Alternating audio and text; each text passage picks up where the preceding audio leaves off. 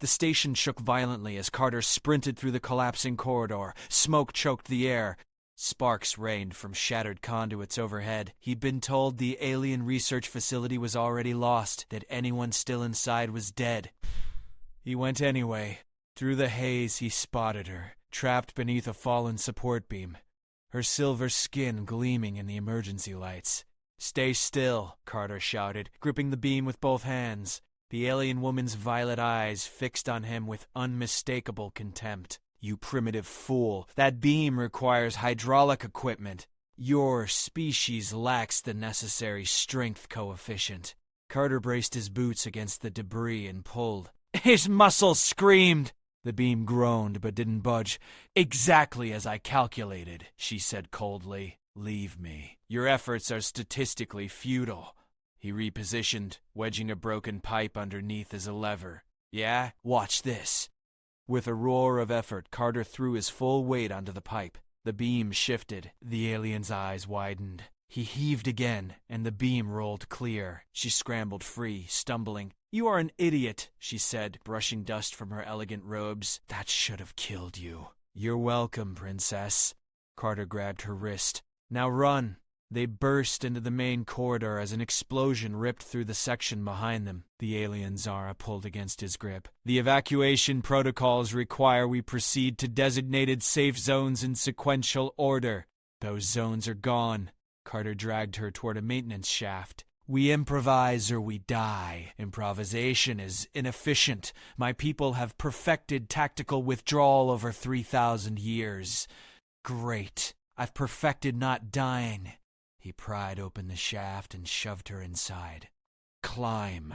Zara climbed with obvious reluctance, muttering calculations about structural integrity. Above them, the station groaned like a dying beast. Carter followed, his boots slipping on the ladder rungs. They emerged onto an observation deck just as enemy soldiers flooded the level below.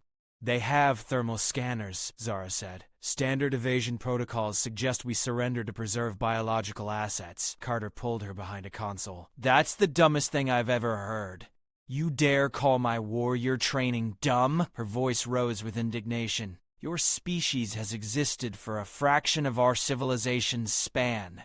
He wasn't listening. His eyes scanned the room, landing on a coolant line. Without hesitation, he ripped it open. Frozen mist erupted, flooding the deck. The thermal scanners below went haywire. Zara stared. "That method is not in any tactical database." "Good." Carter hauled her toward the emergency exit.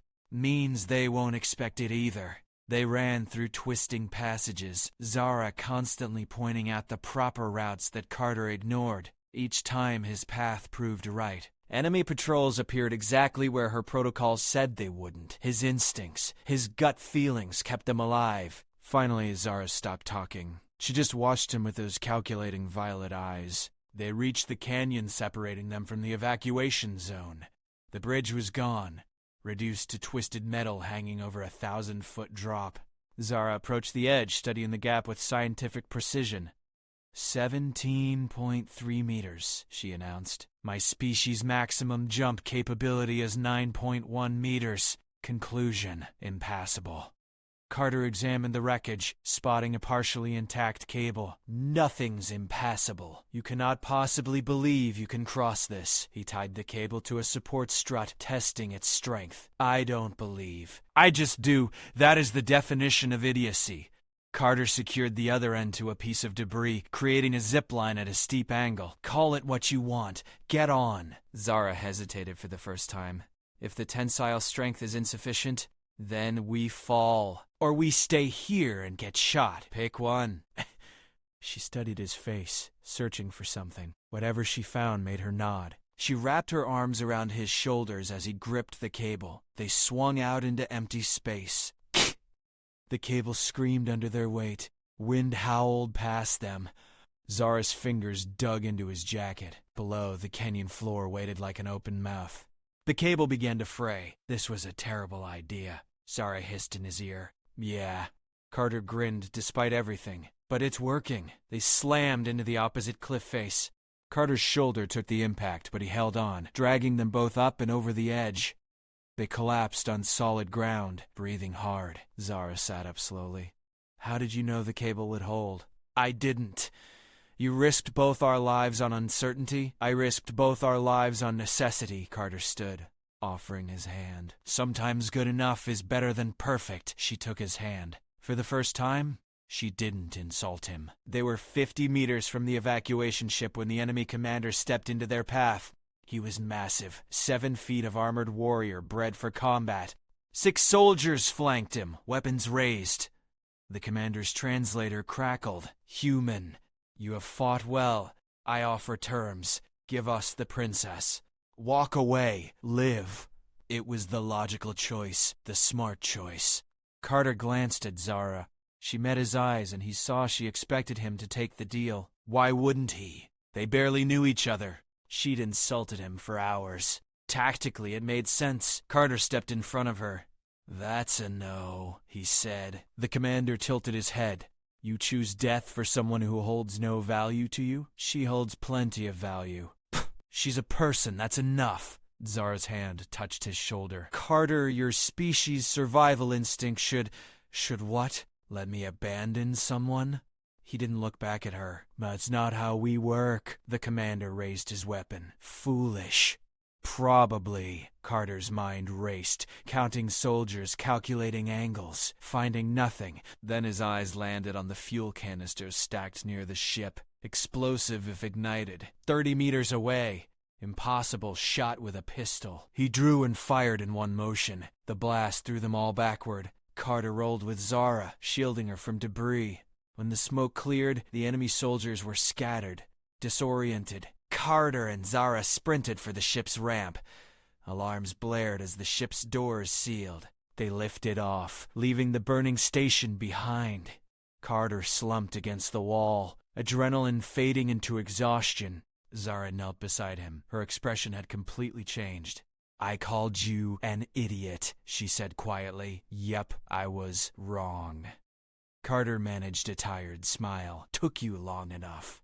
My people trained for millennia in warfare. We have algorithms for every scenario, protocols for every threat. We are superior in every measurable way. She paused. Yet you survived situations we could not. You solved problems we would have deemed impossible.